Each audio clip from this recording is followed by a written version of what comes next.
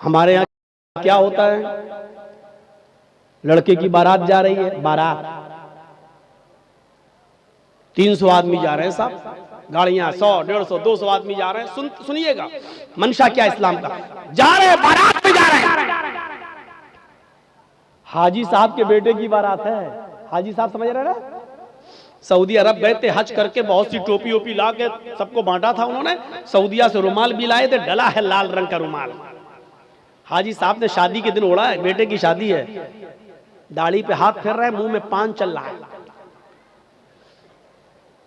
Jersey साहब पूछ रहे हैं, हाजी जी आज तो माशाल्लाह जवान लग रहे हो, क्या बात है, चेहरे पे बड़ी रौनक है। बेटे की बारात जा रही, मेरे बेटे की बारात जा रही। अच्छा बारात क्या होती है मालूम है? बारात, ये बारात का तसव्वुर कहां से आया? 100, 150, 200 साल पहले जब हमारे हिंदू भाइयों में जब वो अपने लड़के की बारात किसी दूसरे शहर में ले जाते थे तो डर होता था कि कहीं लूट ना जाए काफिला, कहीं ये लोग लूट, अकेले अगर लड़का लड़की शादी करके आएंगे तो कहीं लूट न लिए जाएं, सोना चांदी जेवरात लूट जाए, तो ऐसा नहीं होता था। फिर वो लोग 100-50 आदमी को लेके निकलते थे, घोड़ों पर जो भी चीज मिलती थी उस पे जाते थे दूसरे शहर, और वहां से लड़की की विदा करा के अपने साथ लाते थे ताकि लूटे न जाएं और काफिले वाले सामान न लूट लें। तो वहां से ये रस्म निकली और निकलते निकलते आज इसने बारात का नाम पा लिया। बारात का आज ये हाल है, एक घर से दूसरे घर में भी बारात जा रही है तो 200 आदमी चाहिए। इनको बारात नहीं कहना चाहिए, सच पूछो मौलाना जर्जीस के हिसाब से तो इनको चोर कहना चाहिए, डकैत, डाकू। ये बाराती नहीं है, डकैत जा रहे हैं, डाकू लड़की वाले के घर डाका डालने जा रहे हैं। वहां जाके बैठ गए साहब, जैसे इनके बाप का घर हो। अब गरीब लड़की वाला बेचारा वो इनको अच्छे से अच्छा खिला रहा है, वो जानता है कि अगर खाने पीने में थोड़ी सी भी कमी हो गई तो जिंदगी भर मेरी बेटी को ताना मारेगा। पूरा समाज जितने आए हैं, ये चोर, ये डकैत, ये सब ताना मारेंगे, देखो उसके बाप ने ऐसा खिलाया, कोई इज्जत नहीं की है। तो बेचारा वो इन चोरों का पेट भरने के लिए इन डकैतों को हलक तक ठूस देता है, लो खाओ, पहले नाश्ता फिर खाना, यहां तक ठूस देता है, उसके सिर्फ इसलिए कि मेरी बेटी का घर बस जाए, जबकि उसका कर्ज अदा करने के लिए बेचारा सालों साल उसका ब्याज देता रहता है, लेकिन कर्ज अदा नहीं कर पाता है। ये कौन सोचेगा? इन गरीब लड़कियों के जो हाथ पूरे नहीं हो रहे, ये कौन सोचेगा? जरा तसव्वुर करो कि एक मोटरसाइकिल पे वो लड़का कैसे बैठ जाता है। साहब बड़ी अच्छी गाड़ी है माशाल्लाह, कहां से मिली, कितने में खरीदी? जहेज में मिली, जहेज में मिली। अरे उसको कहना चाहिए भीख में मिली, कहता जहेज में मिली। उसको कहना चाहिए मेरे ससुर ने मुझे इंटरनेशनल भिखारी समझ के दी, वो कहता गिफ्ट में दी। नाम बदल गए, देख लीजिए आप। जो चीज भीख में मिली उसको कह रहा जहेज में मिली, उसको कह रहा जहेज में मिली। जिसको कहना चाहिए मेरे ससुर ने मुझे इंटरनेशनल भिखारी समझ के दिया, भीख में दी, उसको गिफ्ट कह रहा, गिफ्ट। अरे नाम बदल देने से हैसियत नहीं बदल दी जाती है। शराब का नाम दवा रख दो तो शराब शराबी रहेगी, दवा नहीं हो जाएगी। मौलाना जर्जीस की शेरवानी उतार कर किसी सुअर को पहना दो तो क्या वो सुअर मौलाना जर्जीस बन जाएगा? लिबास बदल देने से सुअर सुअर ही रहेगा, गधा गधा ही रहेगा, कुत्ता कुत्ता ही रहेगा, भीख भीख ही रहेगी। उसका नाम दहेज जहेज रख देने से, माफ करना, भीख का नाम नहीं बदल जाएगा। औरतों ने नंगेपन का नाम फैशन रख दिया। क्या रख दिया? फैशन। अल्लाह के रसूल ने तो नहीं कहा वो फैशन है, अल्लाह के नबी ने तो कहा निसाउन कासियातुन नारियातुन। एक ऐसा जमाना आ जाएगा कि तुम औरतों को देखोगी कि वो कपड़े पहने होंगी लेकिन नंगी होंगी।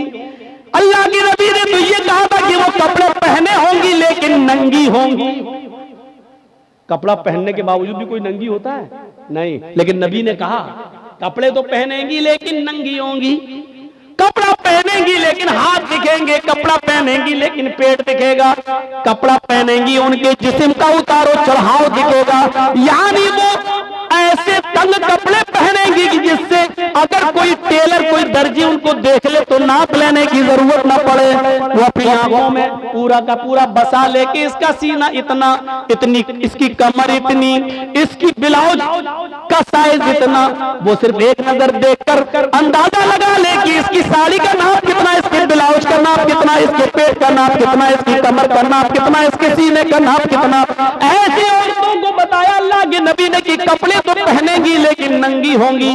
नबी ने तो उनको नंगा कहा है। अब हमारे यहाँ नाम बदल गया, ये फैशन है, ये फैशन है। लड़कियां चिपके हुए कपड़े पहनकर मार्केट जा रही हैं। उनकी रान से कपड़ा चिपका है, उनकी पिंडली से कपड़ा चिपका है। लेकिन अल्लाह के रसूल की जिंदगी का अगर आप मुताला करें, मोहम्मद रसूलुल्लाह की लाइफ की अगर आप स्टडी करें, तो जिस दिन से पैदा हुए और जब आप इस दुनिया को छोड़कर रुखसत हुए, पैदाइश से लेकर 40 साल तक नबी नहीं बने थे तब तक के हालात, और 40 साल से लेकर 23 साल और 63 साल, यानी 23 साल की नबवी जिंदगी, 13 साल मक्के और 10 साल मदीने की, 63 साल की जिंदगी के अगर हालात, एक एक दिन के हालात भी अगर आपको देखना हो तो आप पढ़ेंगे तो मोहम्मद रसूलुल्लाह की पैदाइश से लेकर आखिरी वक्त, आखिरी सांस तक के हालात आपको मिलेंगे। पैदाइश के हालात ये थे कि जब आप पैदा हुए तो माँ उनकी आमिना कहती है, मेरी आंखों के सामने से एक नूर चमका, एक रोशनी हुई और ऐसा लगा कि उस रोशनी ने पूरी दुनिया को रोशन कर दिया। ये इस बात की तरफ इशारा था कि आया आमिना, तूने जो बेटा पैदा किया है वो ऐसी रोशनी लेकर आया है कि वो रोशनी, उसकी कुरान की रोशनी, उसके इल्म की रोशनी पूरी दुनिया को रोशन कर देगी। जब आपकी उम्र कोई बहुत ज्यादा नहीं हुई, 1.5-2 महीने की हुई, और मक्के की फिजा जब बहुत ज्यादा खराब थी, हवा बहुत ज्यादा खराब थी, मक्के में बीमारियां फैली हुई थी, तो मक्के की औरतें अपने बच्चों को दूसरे देहात में, दूसरे शहरों में भेज दिया करती थी।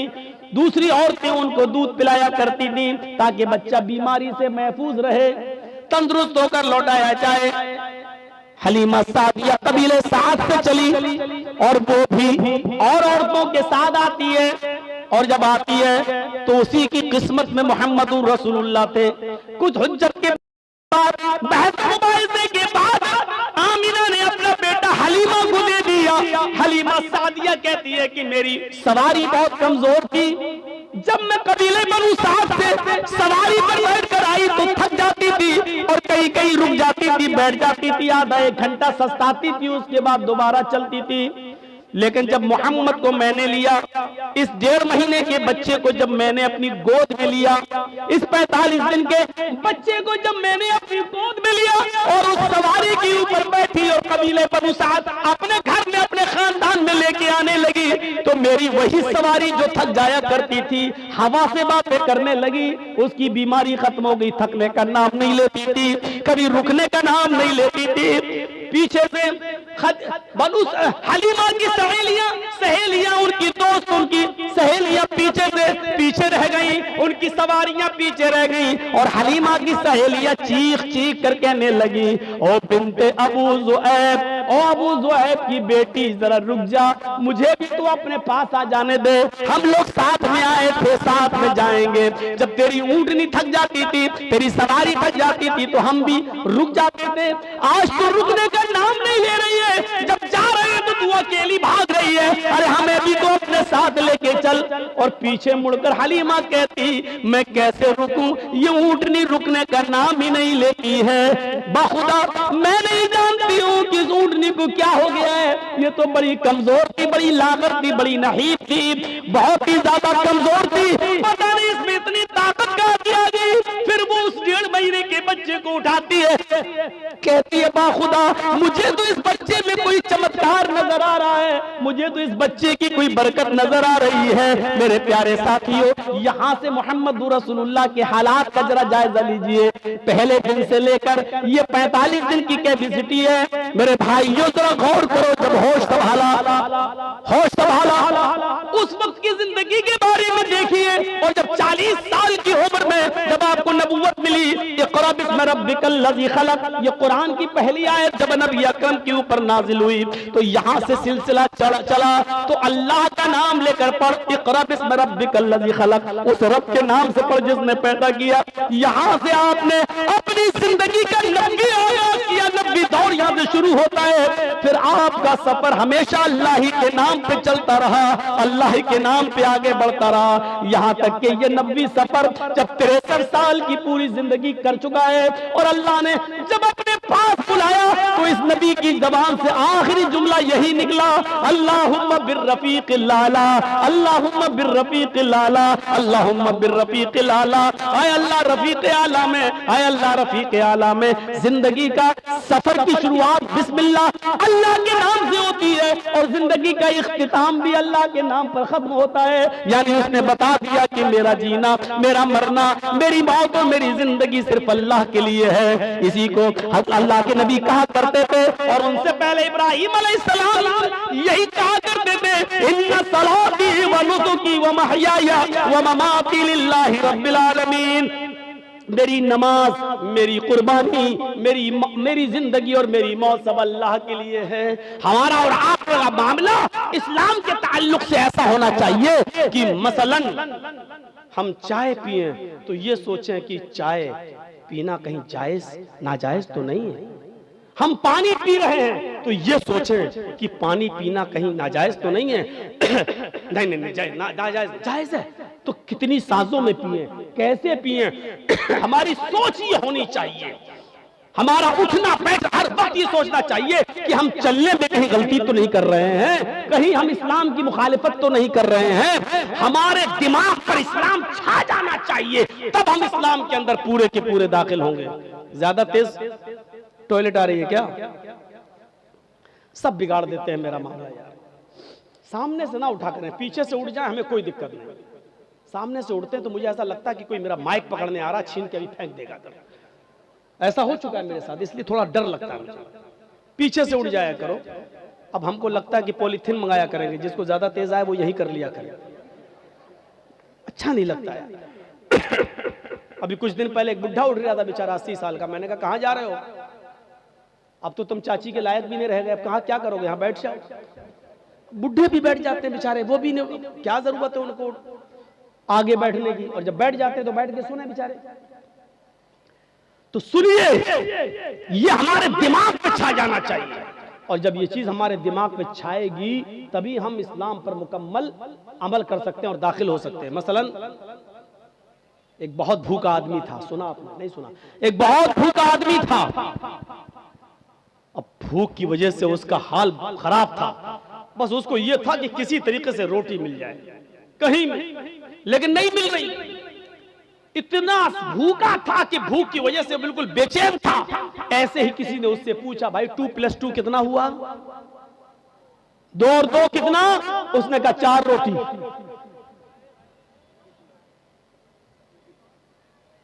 वो 4 मोबाइल भी कह सकता था, वो 4 माइक भी बोल सकता था,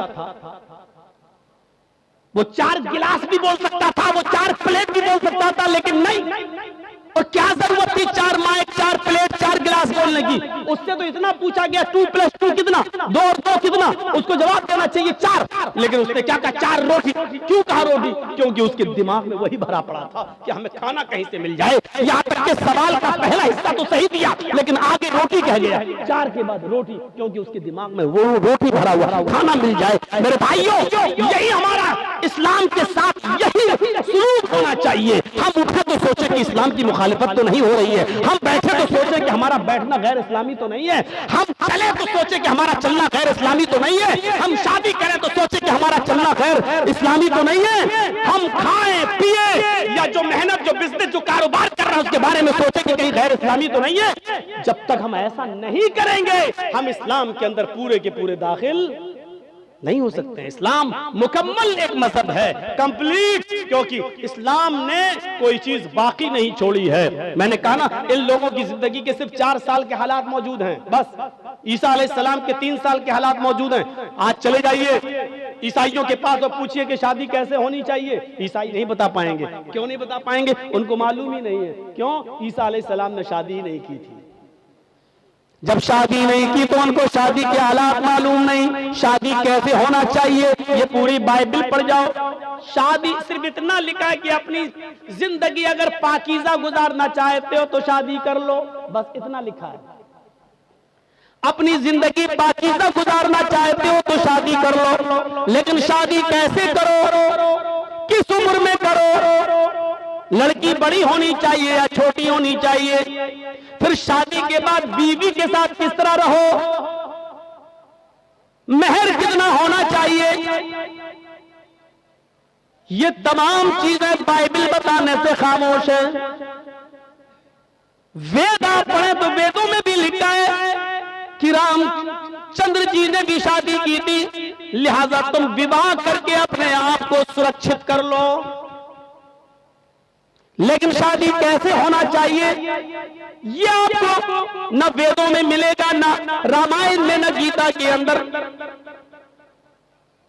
कहीं पर भी आप चले जाइए पूरा मंजर आपको नहीं मिल सकता, क्योंकि कोई धर्म कंप्लीट नहीं है।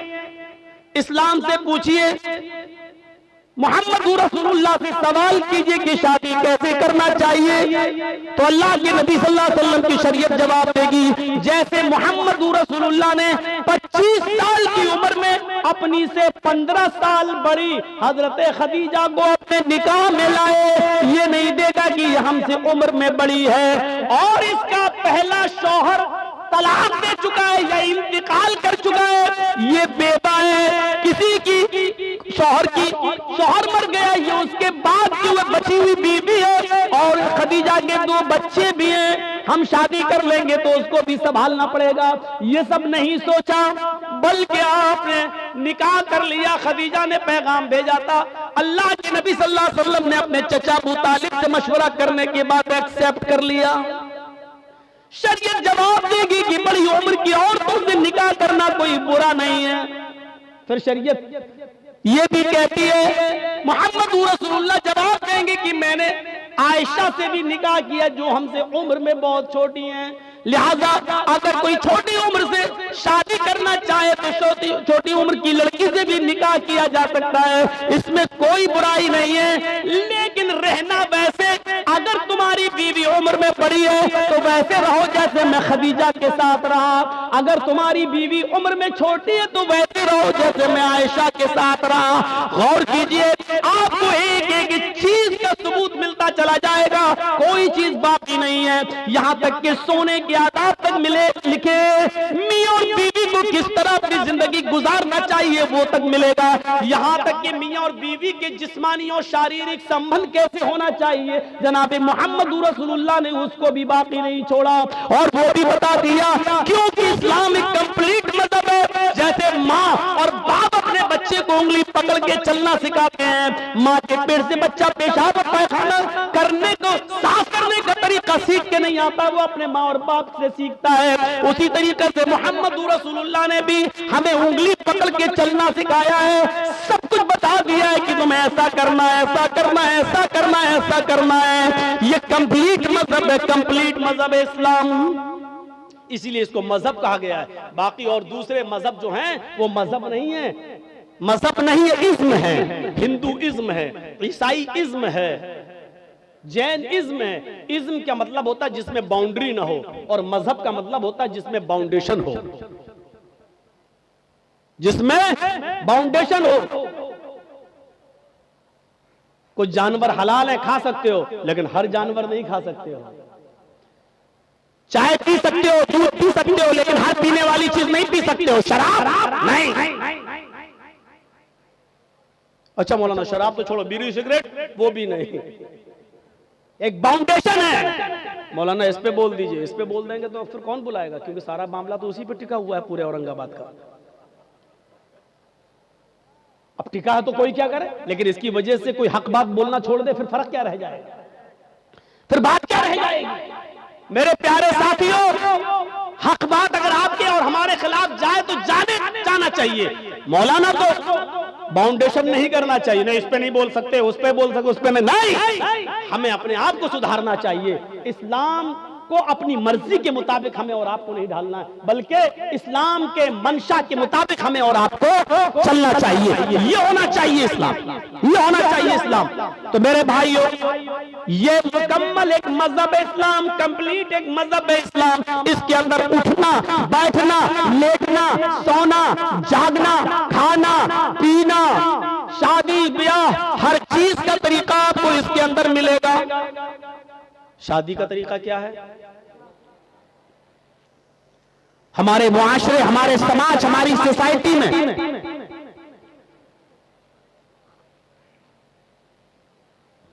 जब घूम कर देखेगा तो यही मुसलमान। आपको मालूम है इस वक्त हमारी तादाद कितनी है? 30 करोड़ के पार। कुछ लोगों ने 35 करोड़ भी कहा है। 30 मान लो, कितनी? 30 करोड़। पूरे हिंदुस्तान के अंदर मदरसे कितने हैं? 3.5 लाख। हम दुनिया की बात नहीं कर रहे हैं, पूरी दुनिया के अंदर मदरसे कितने हमें नहीं मालूम, हम इंडिया की बात कर रहे हैं। इस वक्त हिंदुस्तान में, इंडिया में मुसलमान कितने हैं? 30 करोड़। मदरसे कितने हैं? 3.5 लाख या 4 लाख। इन मदरसों से फारिग होने वाले उलमा की तादाद कितनी है? तकरीबन 50 लाख अब तक। अब आप जायजा लीजिए, मुसलमान कितने? 30 करोड़। मदरसे कितने? 3.5 से 4 लाख। उलमा कितने? 50 लाख। मस्जिदों में आने वाले नमाजी कितने? ओनली 2%, सिर्फ 2%। क्या कहिएगा?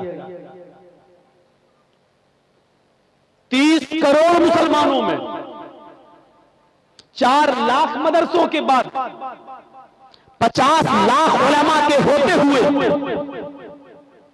मस्जिदों में नमाज पढ़ने वालों की तादाद सिर्फ 2%। जुमे के दिन यह तादाद बढ़ जाती है 5%। रमजान में यह तादाद हो जाती है 10%। ईद और बकरीद की नमाज में यह तादाद बढ़ के हो जाती है 15 से 20%। मैं पूछना चाहता हूं कि 5 वक्त की नमाजों में 98% मुसलमान कहां है? हम क्या कर रहे हैं?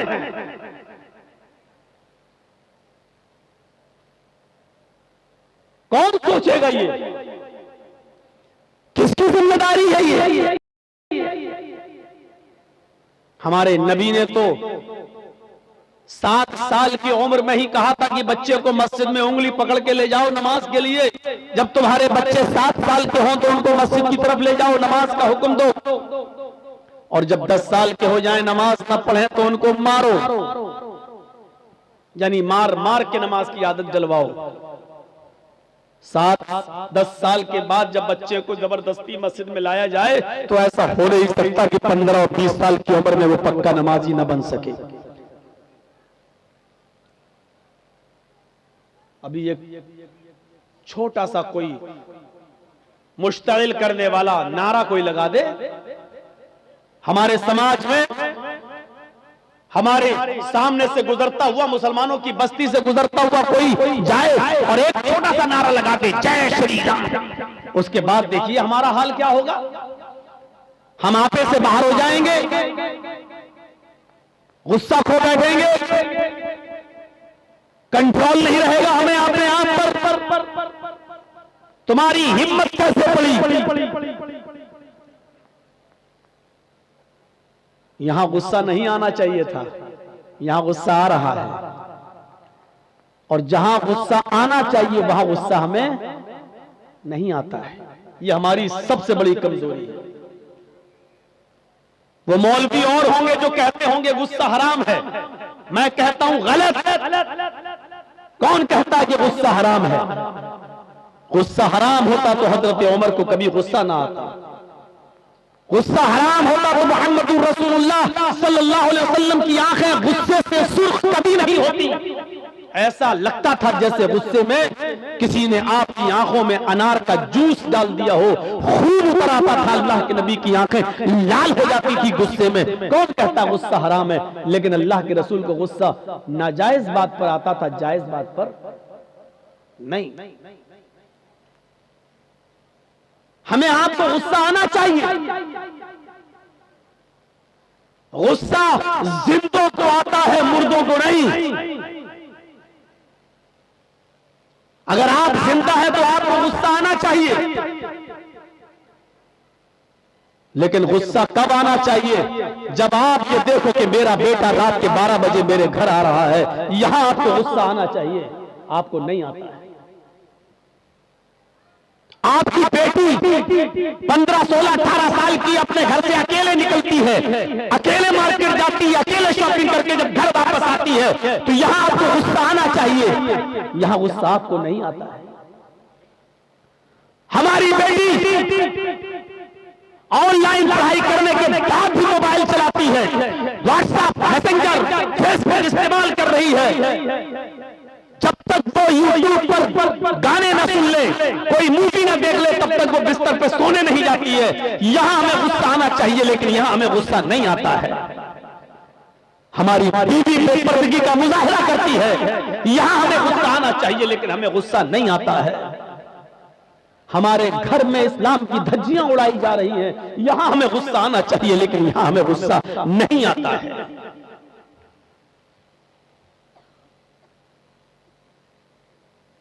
कौन हिसाब लेगा? आप जिम्मेदार हैं। आप अगर शादी हो चुकी है, पति है, तो पत्नी का हिसाब आप लीजिए। शादी के बाद अगर आप बाप बन चुके हैं, तो अपने बेटे का हिसाब आप लीजिए, अपनी बेटी का हिसाब आप लीजिए। अगर आपकी बहन है तो बहन का हिसाब आप लीजिए। हिसाब जिंदे लेते हैं, मुर्दे नहीं। और हिसाब जिंदों को देना पड़ता है, मुर्दों को नहीं। आप पूछिए जलसा कमेटी वालों से, आपने इतना चंदा किया, कितना पैसा खर्च हुआ है, कितना बचा है, इस बचे हुए पैसे का क्या करेंगे? आपने दिया है, आपको हिसाब लेने का पूरा अधिकार है। आपके यहां मदरसा चलता है, मदरसे में आप चंदा देते हैं, आप देते हैं तो आपको हिसाब लेने का हक है। और मदरसे की कमेटी को, मैनेजमेंट कमेटी को हिसाब देने का पूरा इख्तियार है, पूरा हक है। हिसाब जिंदे लेते हैं, हिसाब मुर्दे नहीं लेते। हिसाब आप जिंदे देते हैं, हिसाब मुर्दे नहीं देते। मुर्दे तो देते हैं फरिश्तों का हिसाब, और कयामत के दिन देंगे वो अल्लाह के सवाल और जवाब का हिसाब। मेरे भाइयों, जिंदगी में अगर आप जिंदा हो तो हिसाब लेना सीखिए और हिसाब देना सीखिए। हजरत उमर मिंबर के ऊपर खड़े हैं मस्जिद में जुमे का खुतबा देने के लिए, और जैसे ही कहते हैं अल्हम्दुलिल्लाह नहमदुहु व नस्तईनु, एक नौजवान खड़ा होता और कहता है क्या उमर, मैं तुम्हें खुतबा नहीं देने दूंगा। हजरत उमर ने कहा वजह बताओ, रीजन बताओ, कारण बताओ, सबब बताओ, क्या है? उसने कहा आए उमर, पहले ये बताओ क्या आज नया कुर्ता तुम पहन कर आए हो? ये नया कुर्ता तुम्हारे पास कहां से आया? तुम्हारी तनख्वाह बैतुल माल से, तुम्हारी सैलरी तो इतनी नहीं है कि नए कपड़े बनवा सको। फिर ये नया कपड़ा तुम्हारे जिस्म पर, तुम्हारी बॉडी पर, तुम्हारे शरीर पर कहां से आया? आज हिम्मत नहीं है। आप अपने गांव के मुखिया से भी हिसाब ले लो, सरपंच से भी हिसाब ले लो। इतनी हिम्मत नहीं है आपके अंदर। हिम्मत इस्लाम पैदा करता है।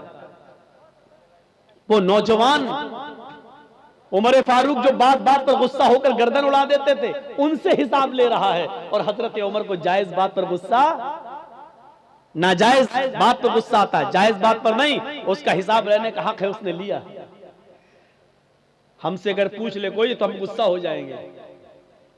हम अपने गांव के एक मामूली मुखिया से पूछ रहे, भी गुस्सा हो जाएगा, भाई तेरे बाप का क्या, मैंने खर्च किया था चुनाव में, तू मुझसे कौन हिसाब लेता है? मैंने 3 करोड़ खर्च किया तो 5 करोड़ कमाऊंगा नहीं, तेरे बाप का क्या जा रहा है?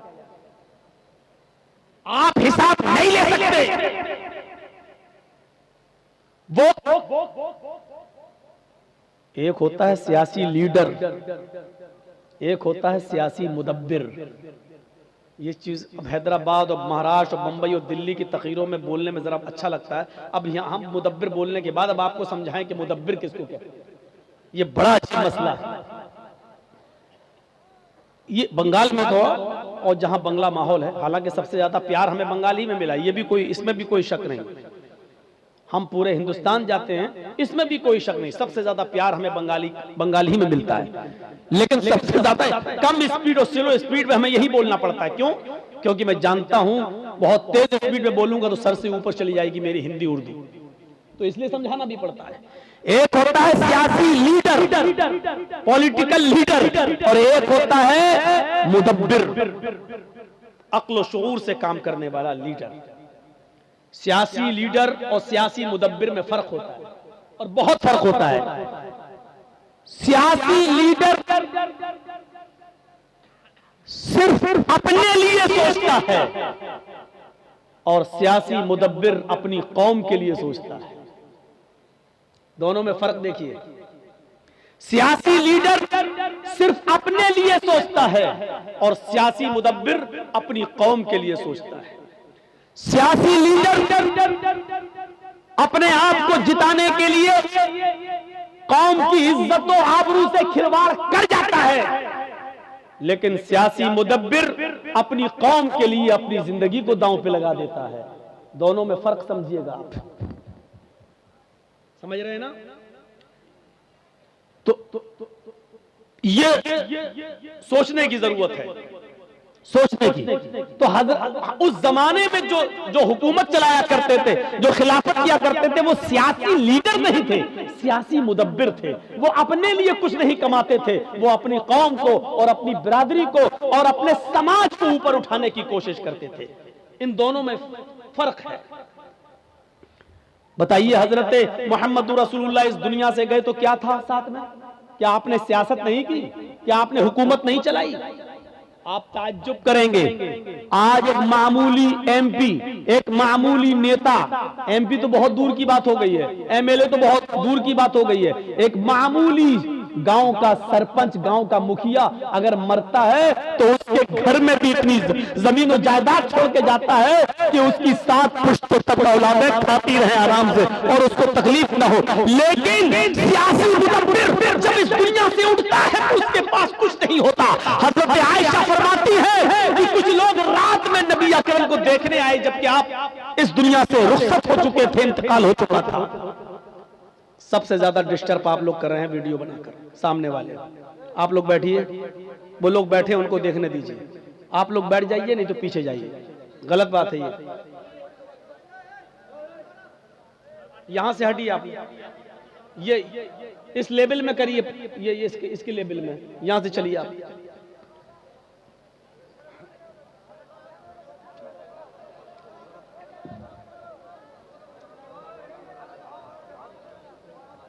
हाँ चलिए, वो हो रहा है। रजाकार लोग, वॉलंटियर लोग जरा इनको देख लें, बैठाइए। हर आदमी अपने मोबाइल में कैद करना चाहता है। ये बंद तो नहीं है, यूट्यूब आए तो हैं यूट्यूबर लोग।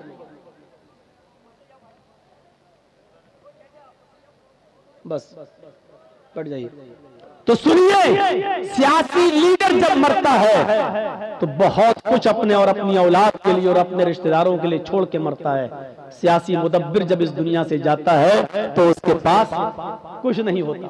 मोहम्मद रसूलुल्लाह सल्लल्लाहु अलैहि वसल्लम जब इस दुनिया से गए, अबू बकर सिद्दीक इस दुनिया से गए, उमर फारूक इस दुनिया से गए, तो उनके पास क्या था?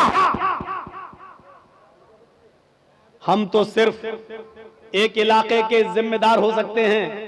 हजरत उमर तो 22 लाख मुरब्बा मील के जिम्मेदार थे। 22 लाख मुरब्बा मील, जानते हो? ये ईरान जो आज इजराइल है, ये फिलिस्तीन, शाम, उर्दुन और अलजायर, ये मिस्र, ये सारे मुल्क उनके अंडर में थे। आज तो ये अलग अलग कंट्री हैं, ये सब हजरत उमर फारूक के अंडर में थे, लेकिन इस दुनिया से गए तो खाली हाथ गए। नबी आकरम की हालत ये थी कि जब आपका इंतकाल हुआ, दिन भर लोग देखते रहे आपकी शक्ल, हाल गए, देखते गए, खाली करते गए हुजरा। कुछ लोगों को जितना लेट पता चला वो लेट में आए। एक जमात रात में आई, अल्लाह के रसूल की शक्ल देखना चाहती है लेकिन अंधेरे में शक्ल नहीं दिख रही। कहा अम्मी आयशा, अल्लाह के नबी का चेहरा कैसे देखें, थोड़ा सा चिराग जला दो। चिराग समझते हैं ना, हमारे यहाँ जो भी होता हो, चिराग जला दीजिए, चिराग, ताकि हम चेहरा देख लें। हजरत आयशा रोने लगी और रोते हुए कहती है, क्यों मेरा मजाक उड़ाते हो अरे बाहर से आने वालों, क्यों हम मोहम्मद के घराने की इंसल्ट करते हो, क्यों मेरी जबान से ऐसे जुमले कहलवाना चाहते हो जो हम कहना नहीं चाहते।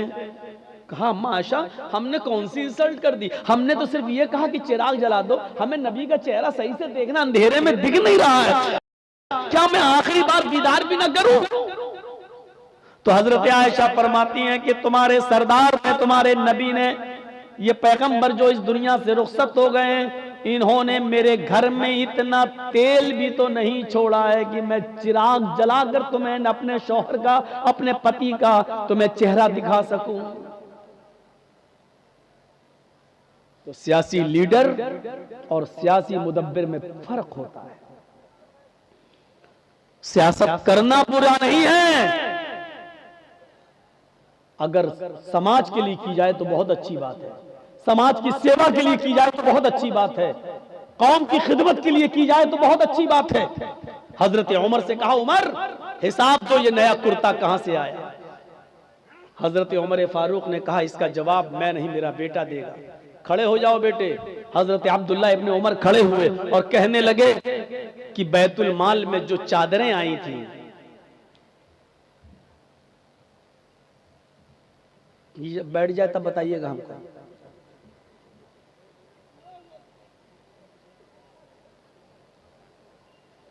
बैठ गए, हो गया, अब तो नहीं उठना है, ऐसे डिस्टर्ब करोगे तो हम नहीं बोल पाएंगे। लगाओ कैमरा, हो गया। जानते हो, आपको आगे बढ़ने से पहले इतना बता दूं कि क़यामत के दिन सबसे ज्यादा सख्त अजाब किनको होगा। इन्ना अशद्दन्नास अज़ाबन यौमल क़यामती अल मुसव्विरून। क़यामत के दिन सबसे ज्यादा सख्त अजाब उनको होगा जो तस्वीरें बनाते हैं। हल्का अजाब नहीं, सबसे ज्यादा सख्त अजाब उनको होगा जो फोटो खींचते हैं, बिला जरूरत जो तस्वीरें लेते हैं, बिला जरूरत अपने मोबाइल में किसी की सेल्फी लेते हैं, उनको अजाब होगा। ये तो एक जरूरत है, चलो बन जाती है। जर्जी साहब औरंगाबाद में बोल रहे हैं, कल पूरी दुनिया सुन लेगी। इसका तो चलो इस्लामी का एक फायदा है, पासपोर्ट बनाना है तो खींच लो, कोई बात नहीं। किसी को भेजना है, आधार कार्ड लगना, आपका फोटो लगना है तो चलो सेल्फी ले लो। बिना किसी गर्ज और गायब के और मकसद के आप सेल्फी लेंगे? किसने इजाजत दिया? क्या करेंगे आप?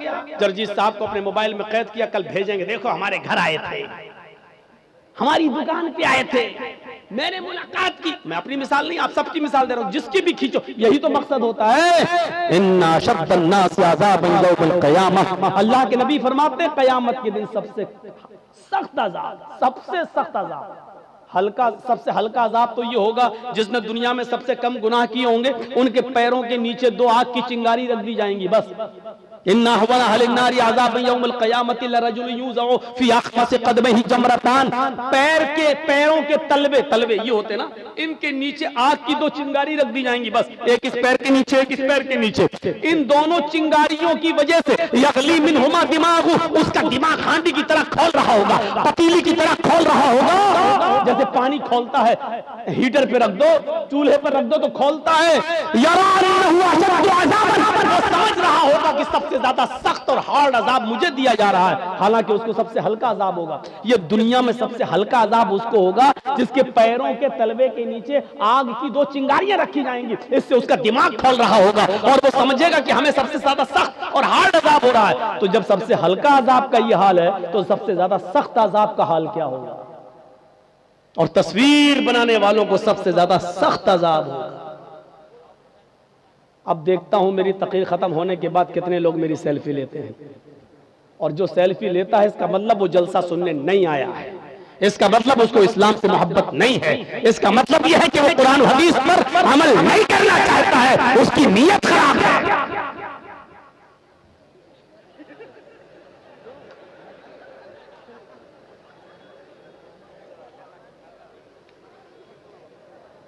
अच्छा, कुत्ते की दुम देखी है कैसी होती है? अगर उसको 100 साल के लिए किसी पाइप में रख दो और 100 साल के बाद निकालो तो सीधी हो जाएगी ना? नहीं होगी ना? अल्लाह के बंदो, इतना मत कहलवाओ कि मैं कुत्ते उत्ते पे आ जाऊं, उसकी दुम पे आ जाऊं। अब अगर कुछ भी हुआ तो बहुत खतरनाक मिसाल दूंगा, शायद फिर औरंगाबाद में बुलाना छोड़ दो। बैठिए। अरे हमको बता देते साहब, हम क्या कर, हालांकि मुझे अपने हिसाब से सेटिंग करना आती है, हमने कर लिया, और हमको जो पसंद है वो उसमें आप इंटरफियर कर रहे हैं। तो हजरत उमर फारूक ने क्या कहा? हो गया बेटा तुम्हारा, अब आ गया हूं, फिर मैं जहां से छोड़ा था वहीं पे फिर मैं आ गया। हजरत उमर फारूक ने कहा इसका सफाई मेरा बेटा देगा। बेटे ने क्या सफाई दी?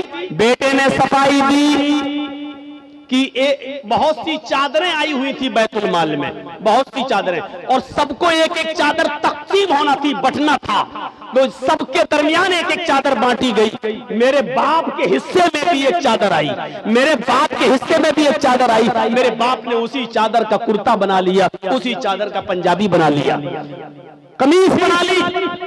हजरत उमर ने कहा नौजवान, तुझे हिसाब मिल गया, जवाब मिल गया, क्या मैं अब खुतबा देना शुरू कर दूं? उस नौजवान ने कहा नहीं नहीं, अभी मैं सेटिस्फाई नहीं हुआ।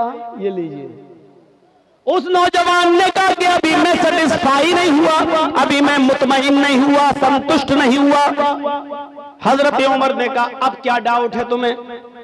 उसने कहा अमीरुल मोमिनीन, एक एक चादर तो सबको मिली थी, मेरे हिस्से में भी तो एक चादर आई थी, एक चादर में मेरी कमीज नहीं बनी। तुम तो हमसे ज्यादा लंबे हो, हमसे ज्यादा चौड़े हो, हमसे ज्यादा मोटे हो, जब मेरी कमीज नहीं बनी तो आपकी कैसे बन गई? ये लो। हजरत उमर ने कहा बेटे इसका भी जवाब दो, वरना उमर कभी भी मिंबर रसूल पर कदम नहीं रखेगा। अगर आज तुम्हारे बाप के ऊपर इल्जाम लग गया तो कभी जिंदगी में मैं मोहम्मद के मिंबर पर चढ़ने के लायक नहीं रहूंगा। अपने आप को देखिए कैसे पाक और साफ रखते थे। यही सब बातें उस साइंटिस्ट ने पढ़ी थी तो कहा था कि इस्लाम से बेहतर कोई मजहब नहीं है, लेकिन जब हालात देखे कि अपने भाइयों की भी जमीन पर कब्जे करने वाले सबसे ज्यादा मुसलमान, गरीबों की जायदादों पर कब्जा करने वाले और यतीमों का माल भी खा जाने वाले सबसे ज्यादा मुसलमान, तब उसने कहा था कि दुनिया की बिगड़ी हुई कौमों में सबसे ज्यादा बिगड़ा हुआ मुसलमान। बेटे ने कहा सबको एक एक चादर मिली थी, मेरे हिस्से में भी एक चादर आई थी, मेरे बाप के हिस्से में भी एक चादर आई थी। जब एक चादर में मेरे बाप की कमीज नहीं बन रही थी तो मैंने अपने हिस्से की भी चादर अपने बाप को दे दी। मेरी और अपनी दोनों चादर मिलाकर मेरे बाप ने कमीज बना ली। वो नौजवान खड़ा होता और कहता अमीरुल मोमिनीन अब मैं मुतमईन हो गया, अब मुझे सुकून मिल गया, अब मैं सेटिस्फाई हो गया, अब आप खुतबा दीजिए। तब हजरत उमर फारूक ने खुतबा देना शुरू किया। हिसाब जिंदा लेते हैं और हिसाब जिंदा देते हैं। मेरे भाइयों, मुर्दों से हिसाब न लिया जाता है न दिया जाता है। आपके पास किसी आदमी पर 5,000 10,000 रुपए, वो मर गया, अब आप उस मुर्दे से मांगने नहीं जाएंगे क्योंकि वो मर गया, उसके घर वालों के पास जाएंगे, उनको मर्जी होगी तो देंगे, वरना कहेंगे कि हमने थोड़ी लिए थे, मेरे बाप ने लिए थे, मेरे फला ने लिए थे, हमें तो नहीं मालूम, ना उन्होंने कभी बताया, ना डायरी पे लिखा है, ना हमें उसकी वसीयत कर रहे, हम क्यों दें। मेरे भाई ये हिसाब जिंदों से लिया जाता है। आप अपने बेटे का हिसाब लो, आप अपनी बेटियों का हिसाब लो, आप अपनी बीवी का हिसाब लो, आप अपने समाज में रहते हो, समाज का सरदार आपका हिसाब ले, आप सरदार का भी हिसाब ले सकते हैं। मेरे प्यारे साथियों, इस्लाम यही शिक्षा लेकर हमारे सामने आता है और यही बताता है, यही चीज तो है इस्लाम की सबसे बड़ी खुसूसियत। इस्लाम क्या है आपको बता दूं, इस्लाम मुकम्मल है। दुनिया का कोई धर्म मुकम्मल नहीं है। आइए थोड़ा सा तकाबुल कर लेते हैं, जरा दूसरे मजहबों को भी सामने रखकर इस्लाम की सच्चाई की तरफ आते हैं। दुनिया में मुकम्मल अगर कोई धर्म है, मुकम्मल समझते ना, कंप्लीट, अगर कंप्लीट कोई रिलीजियस या कोई मजहब है तो क्या है, इस्लाम। दुनिया में सबसे ज्यादा मुकम्मल कंप्लीट अगर कोई मजहब है तो वो इस्लाम है। नबी अकरम से पहले कौन थे, हजरत ईसा अलैहिस्सलाम, लेकिन ईसाइयत कंप्लीट नहीं है। हजरत ईसा अलैहिस्सलाम के हालात 3 साल से ज्यादा आपको नहीं मिलेंगे। पूरी बाइबल पढ़ जाइए, 3 साल से ज्यादा ईसा अलैहिस्सलाम के हालात नहीं मिलेंगे। इब्राहिम अलैहिस्सलाम की जिंदगी के 5 साल से ज्यादा के हालात नहीं मिलेंगे। मूसा अलैहिस्सलाम की जिंदगी के 4 साल से ज्यादा हालात आपको नहीं मिलेंगे।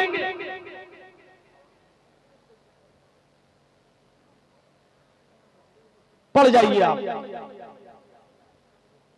पूरी रामायण पढ़ जाइए, दोनों रामायण, रामचरितमानस तुलसीदास जी की और वाल्मीकि रामायण वाल्मीकि जी की। रामचंद्र जी के हालात का अगर आप जायजा लें तो पूरी जिंदगी के हालात उनके भी नहीं मिलेंगे। सिर्फ महाभारत के युद्ध के इर्द गिर्द वो घूमती है उनकी पूरी कहानी।